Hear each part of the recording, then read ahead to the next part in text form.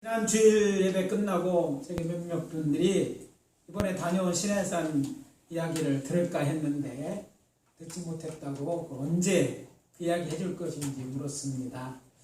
그래서 시내산에 대한 이야기 궁금하시겠죠. 그래서 시내산에 대한 얘기를 오늘 하려고 합니다. 저는 이미 여러 차례 이집트 시나이 반도에 있는 성 캐더린 수도원에 있는 제벨 무사라고 그러죠. 즉 모세산은 성경이 말하는 시내산이 아니라고 말씀을 드렸습니다. 왜냐하면 성경의 기록과 일치되는 게 없기 때문이죠. 성경에 나오는 시내산 어떤 곳에 있어야 하냐면 모세가 애굽에서 애굽 왕을 평유를 피해서 도망가 40년을 산 곳이 어디라고 되어 있어요? 미디안 땅이라고 되어 있잖아요.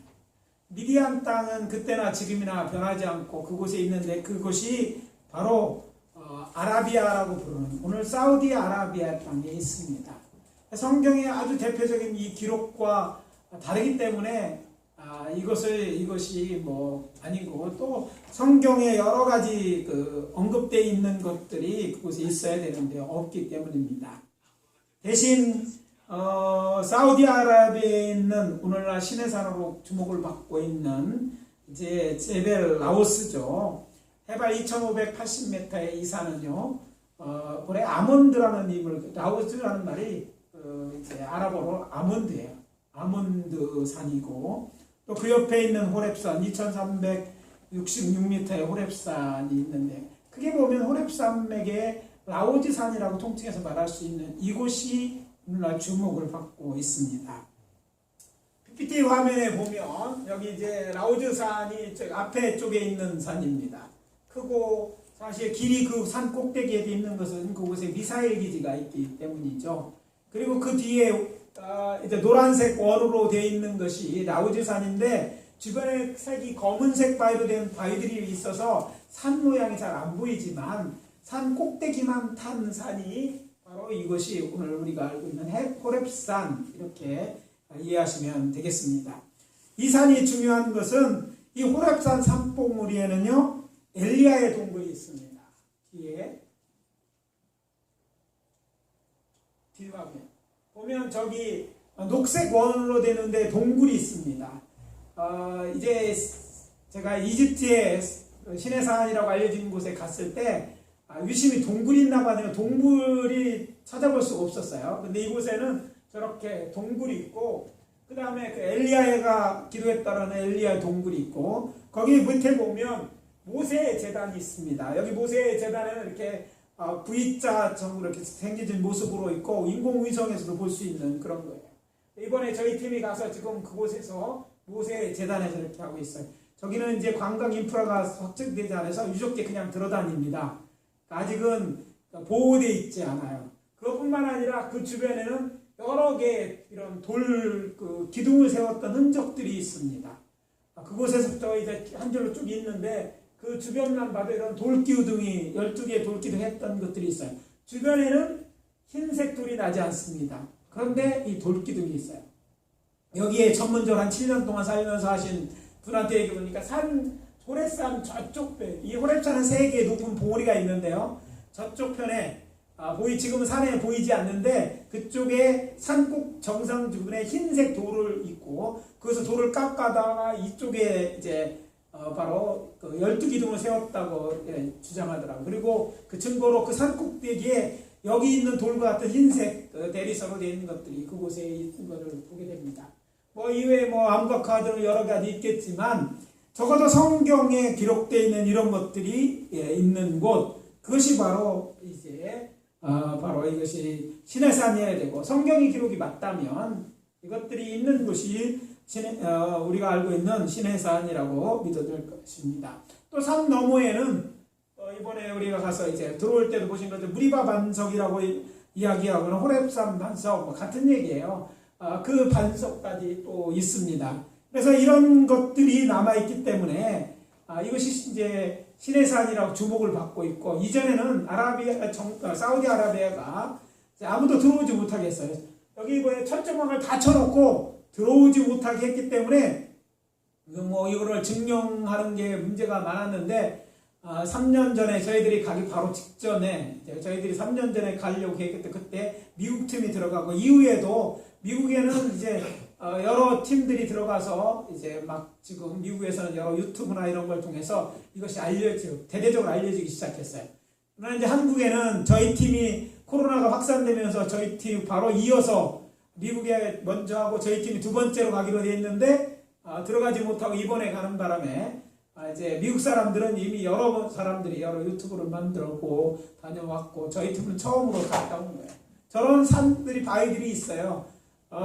이런 것들이 이제 오늘 이제 말씀을 듣는 배경이 되어지고 또 이런 것이 남아있는 것이 신약으로 더욱더 많은 사람들의 지지를 받는 것입니다. 저는 오늘 아침 봉독한 본문을 중심해서 저 호렙산 반석에 이제 네 번까지만 하고 잠깐 멈춰주시고 꺼주세요. 그리고 나중에 켜주시면 됩니다. 일어난 일과 또 그것이 우리에게 주는 메시지에 대해서 호렙산 반석이라는 제목으로 말씀을 전하고 은혜를 나누도록 하겠습니다. 첫째, 오늘 호렙산 반석이 주는 메시지는 믿는 자도 인생의 위기를 만날 수 있다는 것입니다. 따라해 봅시다. 믿는 자도 인생의 위기를 만날 수 있다. 여러분 생각한 것과 전혀 다른 얘기 같은 것이 오늘 우리가 들어야 될 첫 번째 배경이라는 거죠. 이 메시지라는 거죠. 오늘 본문의 배경은 이렇습니다. 이스라엘 백성이 여호와의 명령대로 신광야를 떠나서 그 노정대로 르비딤이라는 아까 조금 전에 본 펼쳐진 광야에서 장막을 쳤습니다. 그런데 문제가 생겼어요. 그곳에는 마실 물이 없었습니다. 물을 찾아보았지만 찾을 수 없었던 그들은 모세에게 가서 말합니다. 우리에게 물을 주어 마시게 하라. 그리고 그들의 요구는 모세에 대한 원망과 다툼으로 이어졌습니다. 사실 모세는 하나님의 인도하심을 따라 이스라엘 백성들을 인도하는 지도자였죠. 신이 아니지 않습니까? 그러니까 물 달라고 물을 줄 수 없었습니다. 그리고 모세를 세워 이곳까지 저들을 인도하신 이는 여호와 하나님이입니다. 그래서 여호와 하나님에 대한 이제 그들이 원망과 불평이었다고 우리가 생각할 수 있어요. 결국 저들과 이제 하나님이 다투게 됐다 이렇게 말할 수 있죠. 그래서 성경은 우리가 무리바 반석이라고도 말하는 것은 무리바라고 이것을 불렀기 때문인데 여호와 하나님과 이스라엘과 다투었다는 뜻입니다. 무리바라는 건 다투다. 성경에 보면 무리바 반석이 두 군데 나와서 항상 헷갈리죠. 그래서 어떤 사람들은 이상하다고 얘기하는데 사실은 원어로 보면 분명해요. 우리 성경에 신광야로 되어 있는데 원어는 신자하고 찐자가 다른데 우리 성경 그냥 신이나 찐이나 그냥 신이라고 번역을 하면서 오해가 있습니다.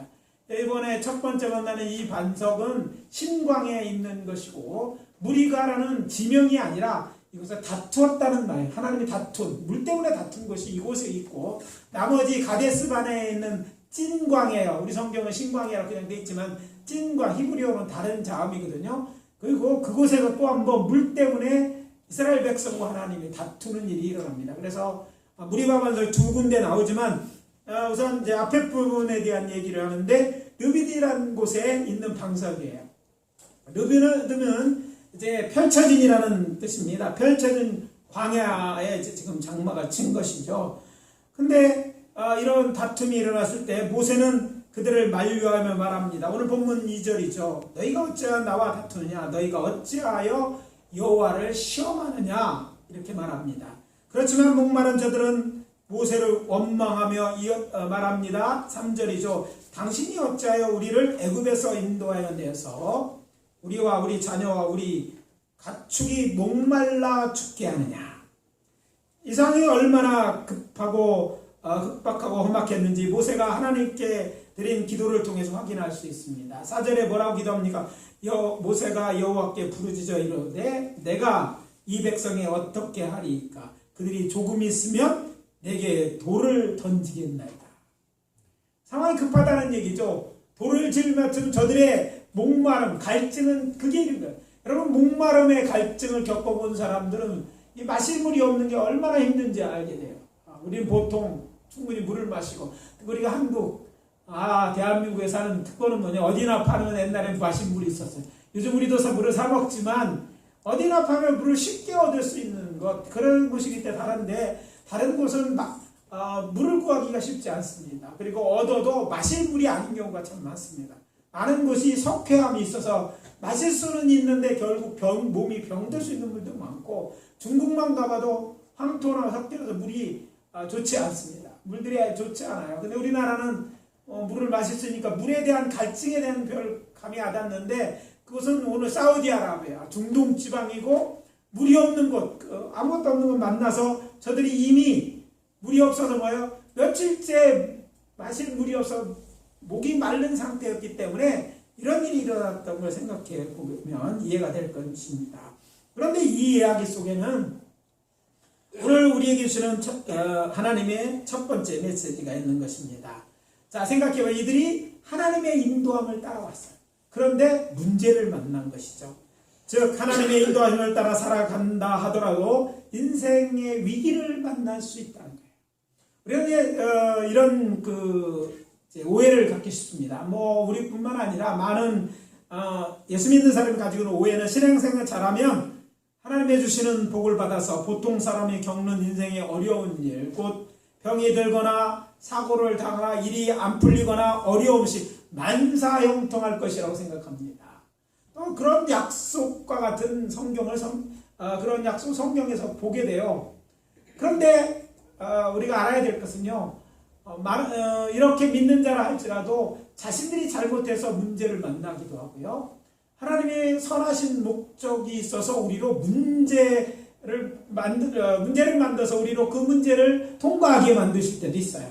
중요한 것은 어떤 이유가 됐든지 내가 신앙생활을 하는 건데 이런 어려움이 우리에게 닥칠 수 있다는 것을 알아야 된다는 거예요. 때로 복음을 전하면서 이런 말로 세상 사람들을 교회로 인도하려고 하는 분들이 있어요. 교회 가면 뭐든지 잘 돼. 잘 된다고 얘기해서 이제 신앙생활을 시작하는, 뭐라고 생각합니까? 조금 지나면 야, 이게 아닌데? 이렇게 얘기하는데, 이건 사실상이 그렇지 않기 때문입니다.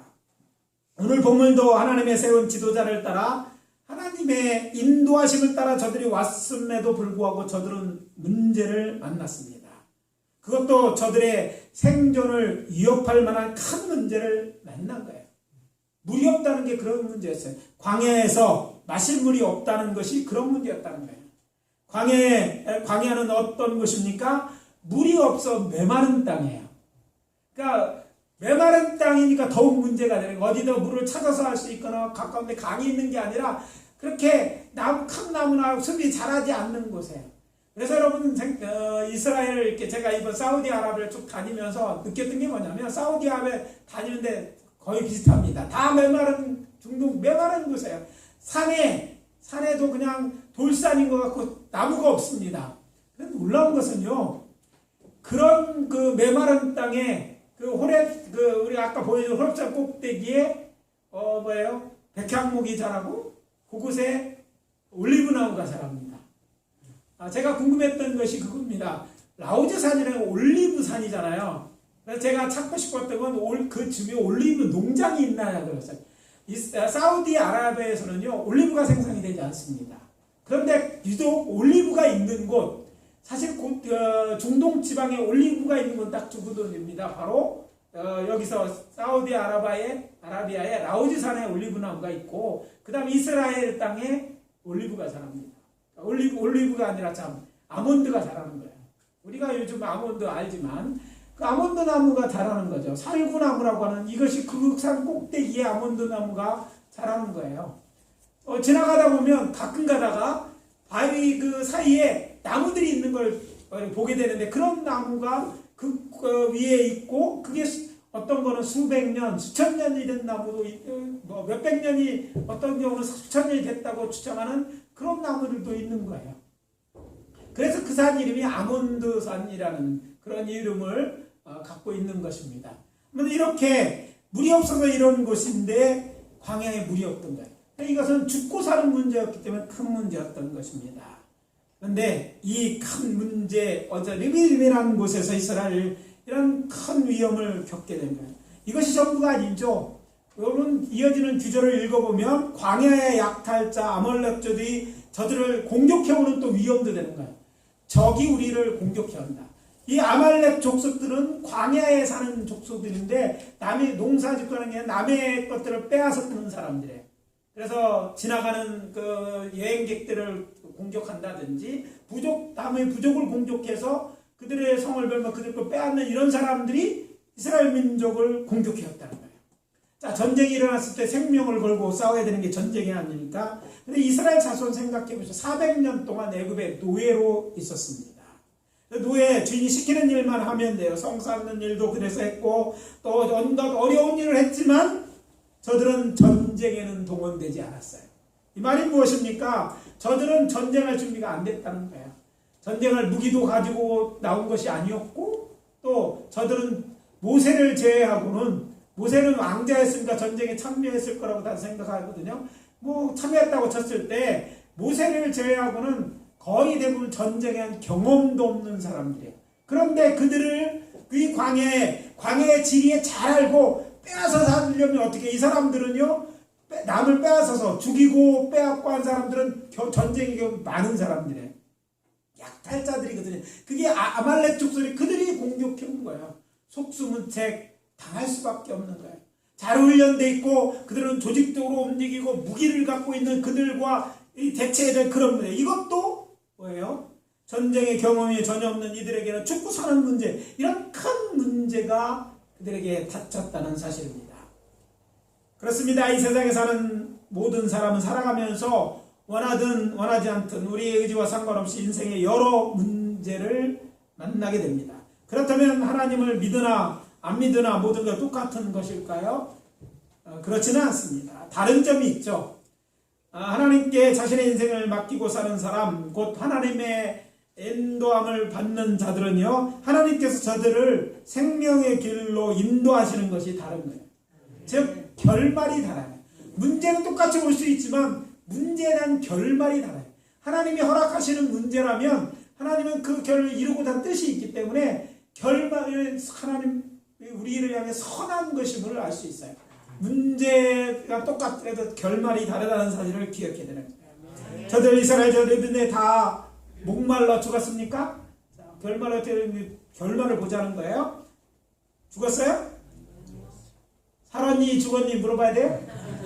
안 물어봐도 이스라엘 자신이 아직까지 있는 건 저들이 그곳에 다 죽지 않았어요. 살았어요. 저들은 하나님이 주시는 물을 마시고 살았어요.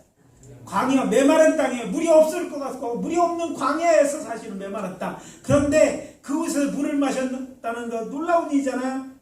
그들의 힘으로 될 수 있는 것이 아니라 하나님이 그들에게 물을 주셔서 먹이셨기 때문에 살 수 있어요. 또 두 번째 큰 문제가 뭐냐면 아말렉 족속과 싸워야 되는데 뭐 전체로 봐서 사람은 이쪽이 더 많았을지 모르지만 아말렉과 싸워 이길 수 없는 이 싸움에서 누가 이겨요? 아말렉이 지고 이스라엘 자손이 이겼어요. 전쟁할 무기도 없고 경험도 없는 저들이 광야의 약탈자를 물리치고 승리하여서 뭐를 합니까? 저들이 승리의 제단, 여호와의 니스의 제단을 세웁니다. 이번에 가져왔던 수학 중에는 PPT 두 번째 거 보여주세요. 승리의 제단, 여호와 니스의 제단을 찾은 것입니다. 저기 보면 여호와 니스 제단이 있는데 좀 전 사진 한번 먼저 보여주세요. 호렙산 반석 사진. 저 호렙산 반석이 있는데 저 반석 밑자락에 자, 두 번째 보세요. 이렇게 그 돌로 쌓은 흔적들이 보죠. 이것이 바로 여호와의 니스의 제단이라고 말하는 것입니다. 이곳에 오래전에 제단을 쌓고 하나님 앞에 감사해. 이곳에 어떤 큰 사건 아말렉과의 싸움에서 승리했다는 거예요. 그래서 그 밑에 쪽에 내려가면 돌판에 뭐라고 써있는 타무디 고대 글자로 아말렉이 죽었다. 이런 점들이 있어요. 신발 벗은 사진 옛날에 보여줬을 거예요. 그런 사진을 보여주면 아말렉이 죽었다. 이런 돌판들이 여기서 나오는 것은 그런 새겨진 글자가 있는 게 나오는 것은 이곳에서 아말렉과의 전쟁이 있었고 그 전쟁에서 누가 이스라엘이 승리했음을 보여주는 증거인 것이죠. 이 제단 지금까지 남아서 뭐 하고 있어요? 이스라엘 자손이 승리했다는 것을 우리에게 보여주고 있습니다. 살아있는 사람에게 누구나 종류와 크기가 다를 뿐이지 언제나 문제가 있기 마련입니다. 중요한 사실은 그런 인생의 문제를 어떻게 대처하느냐에 따라 더 큰 문제를 불러올 수 있고 또 그 문제를 하나님을 경험하는 기회, 즉 간증거리가 되기도 한다는 것이죠. 만약 믿는 우리가 문제만 쳐다보고 문제보다 크신 하나님을 보지 못한 채 하나님을 향해 원망과 불평을 늘어놓게 된다면 아니 그런 믿음 없으면 또 다른 문제를 불러오게 될 것입니다. 그래서 말씀드립니다. 오늘의 문제를 내일의 더 큰 문제를 만드는 씨앗이 되게 하지 말고 하나님의 은혜를 경험하는 통로로 만드시기 바랍니다. 아멘. 그렇게 하면 우리가 어떻게 행동해야 할까요? 그 해답을 우리는 모세에서 보게 됩니다. 이것이 모세의 행동을 통하여 오늘 우리에게 주는 두 번째 메시지입니다. 그 메시지는 이것입니다. 인생의 위기를 만났다면 하나님께 기도하라. 따라해봅시다. 인생의 위기를 만났다면 하나님께 기도하십시오. 다시 한번 읽어드립니다. 본문 4절이요. 모세가 여호와께 부르짖어 이르되 내가 이 백성을 어떻게 하리까? 그들이 조금 있으면 내게 돌을 던지겠나이다. 모세는 이런 절체절명의 위기에 어떻게 행동했습니까? 기도하였어요. 누구에게? 하나님께. 그것도 부르짖어 있어요. 왜? 하나님은 이 문제를 해결할 수 있는 능력이 있다고. 이 문제보다 하나님이 더 크시다고 믿었기 때문에 기도했어요. 무엇이라고? 이 백성이 어떻게 해야 되는지 또 어떤 행동을 취해야 되는지 물었던 거예요. 그러자 여호와 하나님께서 모세에게 응답합니다. 본문 5절 6절 앞부분입니다. 백성 앞을 지나서 이스라엘 장로를 들고 나일강을 치던 네 지팡이를 손에 잡고 가라. 내가 호렙산에 있는 그 반석이 거기서 내 앞에 서리니 너는 그 반석을 치라. 그것에서 물이 나오리니 백성이 마시리라. 하나님께서 모세에게 길을 제시하는 거야. 자기를 돌로 치려는 자 그 앞을 지나서 백성들과 함께 반석, 그 반석이라고 했어요. 그 광야에 이 방은 특별한 반석이에요. 그냥 돌이 아니었어요. 돌아다니고 바위도 큰 바위가 있는 그런 곳이에요. 왜? 나무가 없으니까 다 들어가 있어. 그런데 그 방에 누가 봐도 특별한 반석이에요. 자, 사진을 보겠습니다. 자, 보면 저 바위가 저렇게 생겨서 이렇게 있으니 얼마나 특별해 보입니까?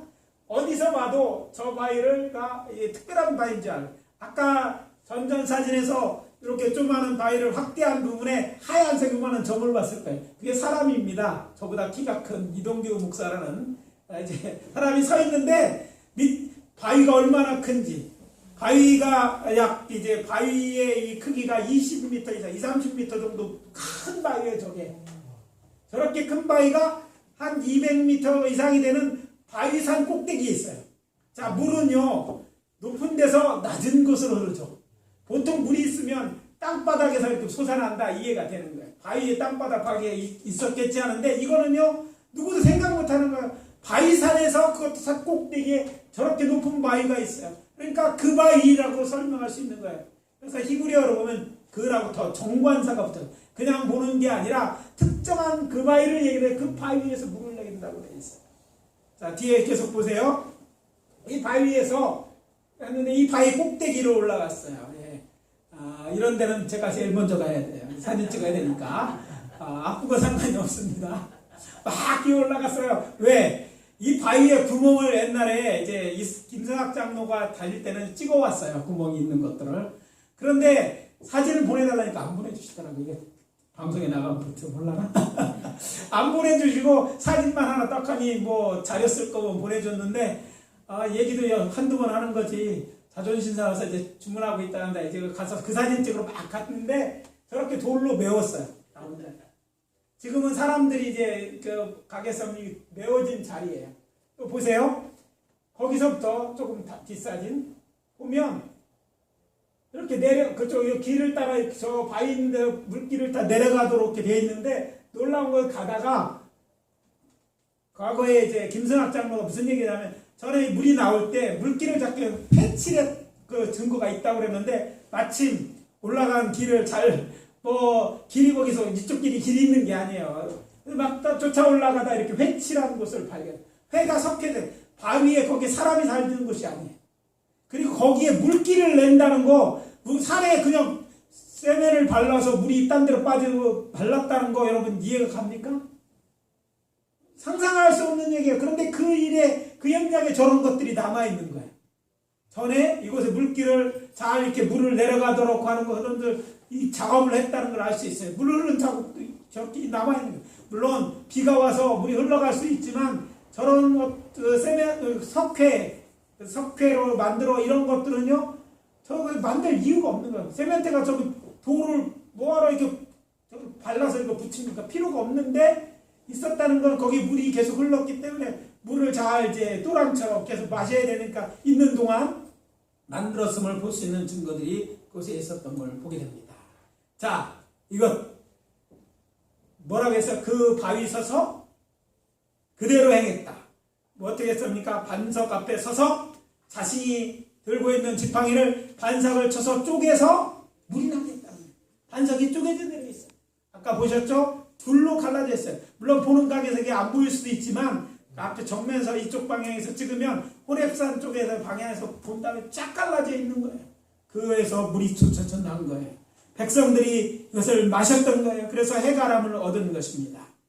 이스라엘 원회중이 모세에게 우리에게 물을 주게 먹게 주어 마시게 하라고 백성들이 모세를 원망할 때 하나님은 성경은 모세가 무엇을 했다고 성경은 기록하고 있어요? 모세가 여호와께 부르짖었다. 여기에 오늘 아침 우리가 반드시 들어야 되는 메시지가 있어요. 왜냐하면 앞에서 말씀드린 것처럼 우리의 인생은요 살아가면서 크고 작은 문제를 만나고 그 문제를 씨름하며 사는 것이 타락한 인간의 숙명과 같은 것입니다. 여기에서는 하나님을 믿고 안 믿고 차별이 없어요. 단지 다른 점이 있다면 하나님을 믿는 사람은 이럴 때 모세처럼 하나님께 그 문제를 위해 기도한다는 거예요. 여러분 신앙인입니까? 문제만 더 기도하는 게 신앙이에요. 사람들은 특히 신앙이 연약한 사람들에게 아이고 몇 해까지 기도 안 하다가 문제만 더 기도하면 좀 미안한 것도 같고 또 이건 아닌 것 같고 이렇게 생각하는데 문제 만났으면 기도하는 게 당연한 거예요. 문제를 만났으니까 기도하고 하나님의 문제를 주시는 이유 중에 큰 이유는요 우리가 다른 길로 돌이키기 위한 거예요. 그런 삶을 고치기 위해서 이 문제를 줘요. 왜? 내 힘으로 안 되는 게 인생이라는 걸 알게 되고 하나님이 도와주셔야 되는 거고 또 문제가 클수록 그 문제가 해결되면서 하나님이 나를 도우시는 거예요. 또 하나님은 또 자신이 한 걸 나타내기 위해서 기적 같은 방법을 통해서 이 문제를 해결하기도 합니다. 그래서 이걸 통해서 하나님은요 우리로 하나님을 믿게 하는 거예요. 하나님 우리가 구원받기를 원하시고 하나님을 살기를 위해서 이렇게 역사를 하는 거예요. 중요한 것은 내 신앙의 형편이 어떠냐. 하나님께 우리가 문제를 주셨다면 문제 때문에 불평하지 말고 기도하는 거예요. 기도하고 하나님 앞에 내어놓고 뭐 미안하면 회개하면 되죠. 그렇잖아요. 회개 잘못하면 다 회개부터 하지 않아요. 회개하고 그 문제를 놓고 씨름하다 보면 그 문제를 통해서 우리는 하나님을 경험하고 그 문제를 통해서 하나님이 정말 우리가 믿고 따라야 되는지 알 수 있게 된다는 거예요. 또 문제를 위해서 기도할 때 하나님은요 문제에게 방법을 알려주거나 피할 거나 그 문제를 해결할 수 키가 되는 핵심되는 사람을 만나게 하시고 하나님이 오늘도 지금도 일하시는 방법이에요. 할렐루야. 오늘 본문 보십시오. 광야에 물을 구하는 일이 쉬웠겠습니까? 어렵지요. 아니 불가능한 일이었어요. 거기에다 한두 명 한두 가정이 아니라 출애굽한 이스라엘 온 회중이 먹고 사람들은 늘 회중만 생각해요. 회중들은 짐승을 끌고 왔잖아. 짐승도 다 먹어야 돼. 그러니까 보통 물이 많이 필요한 게 아니죠. 그것도 넉넉히 마련한다는 건 쉽지 않아요. 물론 출애굽한 사람들에 대해서 인원수를 과거에 250만 명 정도 생각했다고 얘기해요. 저는 숫자가 잘못된 것을 제가 합적으로 풀어내고 약 5만 명 정도 됐을 거라고 추정을 했어요. 최대치로. 진보적인 학점 더 작게도 추정한 사람 많아요. 5만 명이든 5만 명은 시예요. 대한민국에 5만 명 인구가 되면 시가 되는데 한 시가 먹을 만한 물 그리고 사람보다 가축이 더 많은데 그 가축들이 먹을 만한 물을 광야에서 얻는다. 오늘날도 불가능한 거예요. 탱크로리로 물을 갖고 온데도 한두 대가 아니라 수십 대 아니 수백 대의 물을 갖고 와야지 먹을 수 있는 만큼 많은 물이 필요한 건데 갑자기 목말라 죽겠는데 거기 광야에서 어떻게 이 물을 구할 수 있어요? 전세 사방이 메마른 곳이에요. 이스라엘의 그 땅을 이런 데를 연구하면서 보통 사람들이 갖고 있는 오해는요. 예를 들어서 샘이 이곳에 없으면 뭐 근처에 샘이 있겠지 생각하는 거예요. 페트라에 보면 모세 우물이라는 샘물이 있어요. 흥미로운 건 예를 들기 위해서 설명하는데 그 샘이 있는데 그 샘물은요 사방 100km에 다른 샘이 없습니다. 우리하고는 전혀 다른 곳에 100km의 우물에 그거 한 개야 물 쏟아나는 건. 그러니까 광야에서 물이 나면 마을이 생기는 거야. 물이 나면 생물이라는 거 그렇게 드문 거예요. 그런 곳에 그 많은 물을 그 많은 백성 이 마실 물을 건너는 불가능한 일이에요. 그런데 이 일이 이렇게 됐어요. 일어난 것이죠. 그래서 이 사건의 결말이 어떻게 되었습니까? 여호와 하나님께서 저들 모두에게 넉넉히 마실 물을 주어 먹게 하신 것입니다. 그것도 이스라엘이 볼 수 있는 곳 바위산 꼭대기에 솟아난 바위에서 물이 나게 하시고 저들로 마시게 하신 것입니다. 아마 우리도 그때 그 자리에 있었으면 깜짝 놀랐을 거예요. 이 얼마나 놀라운 방법으로 하나님이 저들을 마시게 한 것입니까? 상상할 수 없는 이 일을 하나님께서 하신 거예요. 아마 우리도 그걸 봤으면 평생 기억할 거예요. 그리고 대대손손으로 얘기할 거예요. 그때 바위에서 이런 물이 났다. 근데요, 대대손손가 아니라 오늘도 이 바위가 우리에게 증거해 주는 것이세요. 하나님은요, 그때도 우리 하나님이셨다. 우리 이스라엘 자손의 하나님이셨구나. 우리의 하나님도 되는 거예요. 하나님은요, 우리와 다릅니다. 우리 같은 인생이 아니에요. 기적을 일으키실 수 있는 분입니다. 우리의 문제, 사람으로는 안 돼요. 힘으로 안 돼요. 그러나 하나님은 하시려면 하실 수 있어요. 그분은 하나님이시지 않습니까? 기적이라도 해야 되는 거죠. 여기서 한 가지 더 생각해야 할 것이 있습니다. 여러분은 여호와 하나님께서 모세의 기도를 갑자기 그곳에 사방 물이 모여들고 고이고 물이 솟아나게 했을까요? 저는 그렇게 생각하지 않습니다. 본문의 설명은 없지만 저는 이렇게 생각합니다. 물론 뭐 하나님이 하시려면 전지전능하게 하실 수 있지만 하나님 일반적으로 일하는 걸 볼 때 하나님 이미 그곳에 물이 있다는 걸 아셨어요. 그곳에 물이 고인다는 거예요.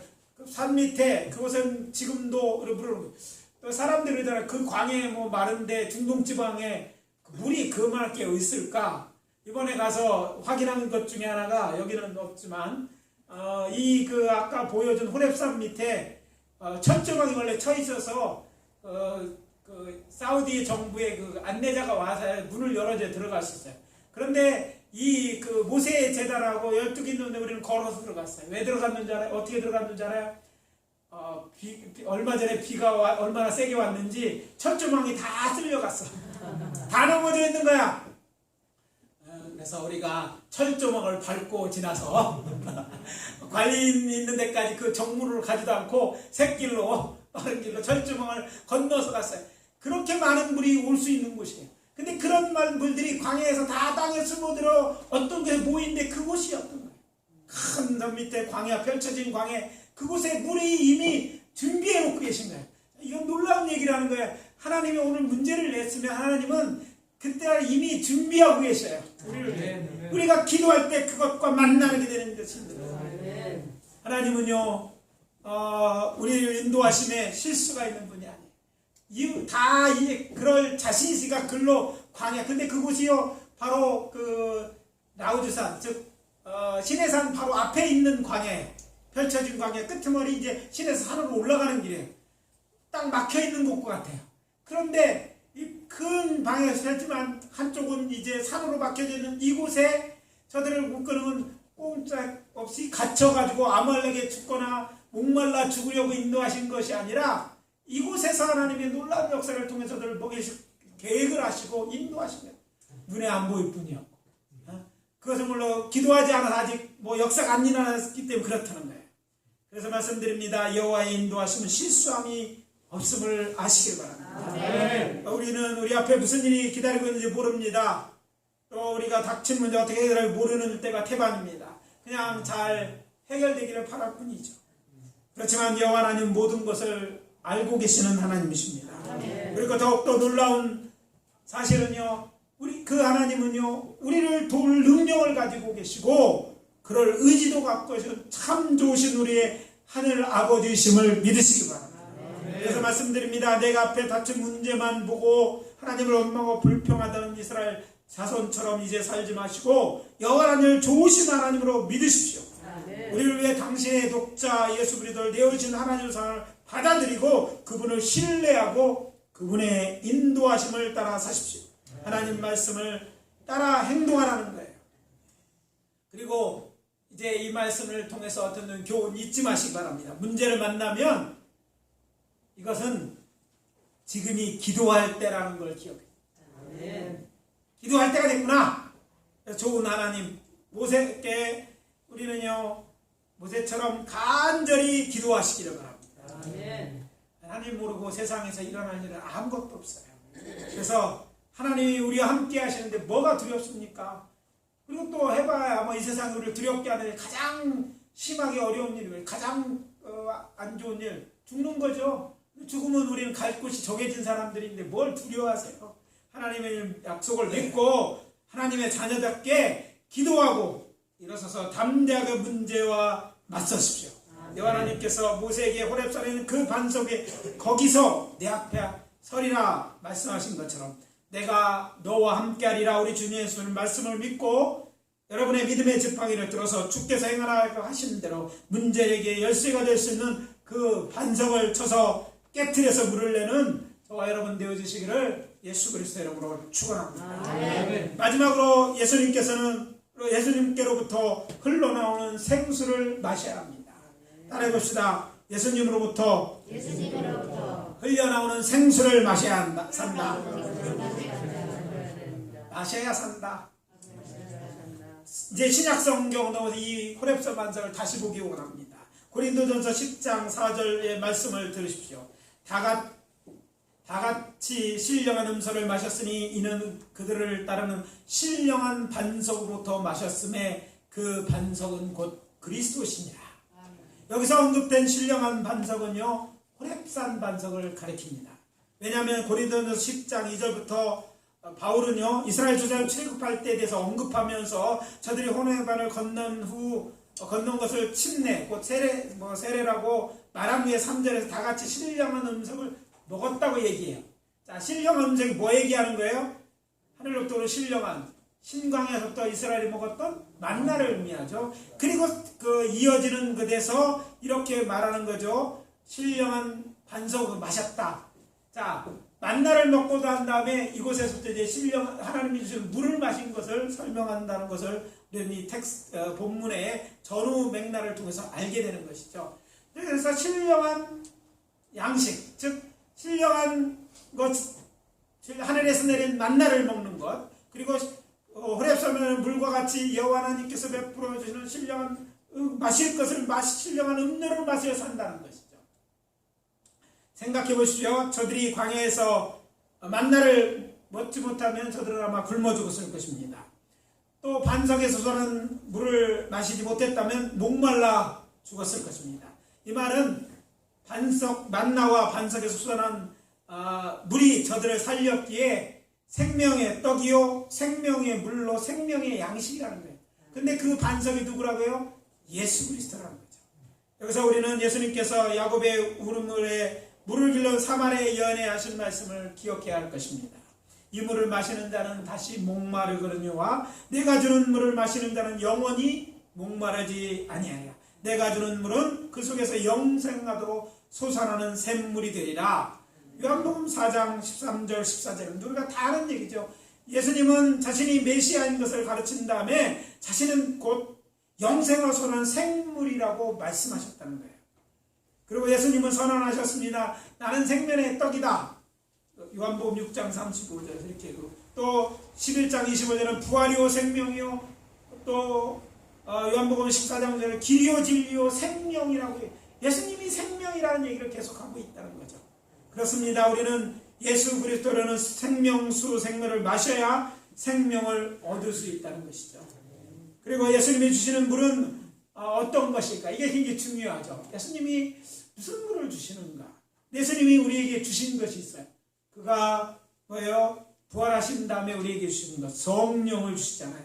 그래서 예수님의 주시는 분은요, 부활하신 주님께서 보여주는 성령이고 곧 그리스도의 영이라는 것을 우리가 알아야 될 필요가 있는 것이죠. 인간은 죄로 인해 죽은 영이 살아나야 생명을, 영생을 얻을 수 있는 거예요. 예수님은 이 일을 위해 오셨어요. 우리 죄를 지고 십자가에 죽으시고 부활하심으로 자신의 생명을 우리에게 주심으로 자신이 우리를 살게 하셨어요. 그래서 생명이. 근데 중요한 건 그때 예수님이 부활하셔서 저들에게 주신 것이 무엇인가? 성령을 주는데 성령이 뭐가 주냐면 그 성령이 우리 안에게 올 때 그 성령이 우리 안에서 우리의 죽은 영을 살리는 거예요. 예수님이 우리부터는 이 생명, 성령을 우리가 받지 않으면 우리 영이 살아날 수 없고 우리는 죽을 수밖에 없는 거예요. 뿐만 아니라 생명이 들어오는 것뿐만 아니라 계속해서 성령으로부터 오는 그런 에너지를, 그런 것들을, 그런 영적 그런 양식으로부터, 생명으로부터는 교제하는 생명의 구원을 얻어야 우리에게 계속 살 수 있다는 거예요. 이건 너무 복잡한 얘기지만 이런 거예요. 우리는 영혼육이 있는데 우리 영이 죽어 있던 거예요. 타락한 이후에 영이 죽었어요. 이 영이 살지 않으면 영원히 살 수가 없는 거죠. 근데 이 죽은 영을 살리기 위해서 예수님이 죄 때문에 죽은 거잖아요. 죄의 문제를 해결하고 그리고 난 다음에 부활하셨잖아요. 그리고 나서 오셔서 부활하신 후에 제자들에게 가셔서 그들에게 숨을 내쉬며 가라사대 성령을 받으라고 하십니다.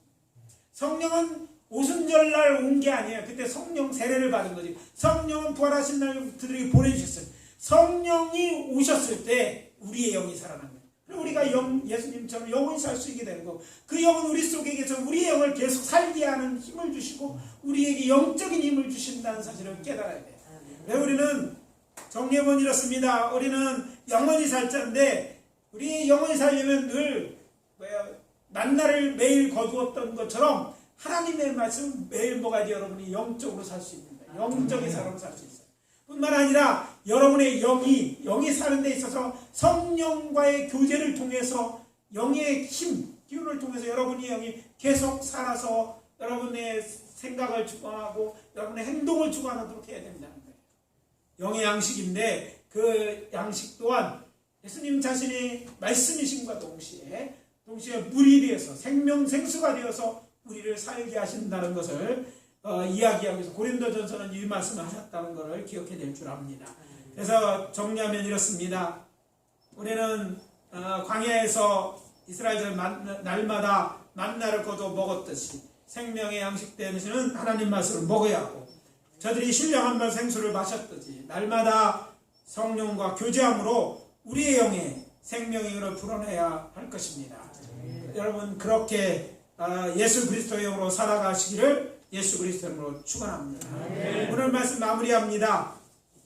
오늘 호렙산 반석에 주시는 메시지는 첫째, 믿는 자도 인생의 위기를 만날 수 있다는 것입니다. 둘째는 인생의 위기를 만나면 하나님께 기도하라는 것이고 그리고 예수님부터는 흘러놓은 생수를 마셔야 산다는 것입니다. 그리고 이것들을 마음에 새기고 살아가시는 그래서 신령한 반석으로부터 마시는 저와 여러분 되시기를 예수 그리스도의 이름으로 축원합니다. 기도하겠습니다. 아버지 하나님 주의 은혜와 사랑을 감사합니다. 호렙산 반석을 통해 주시는 메시지를 어려운 메시지지만 우리가 함께 눈으로 보고 말씀을 들음으로 아버지 하나님 마음에 새깁니다. 하나님 우리에게 아버지 주신 메시지가 우리의 삶에 유익이 되게 도와주시되 특별히 어려울 때 정말 이 말씀을 기억하고 기도함으로 우리의 문제가 해결되는 놀라운 기적을 체험하며 그런 하나님의 은혜를 경험하며 살아갈 수 있도록 도와주시옵소서.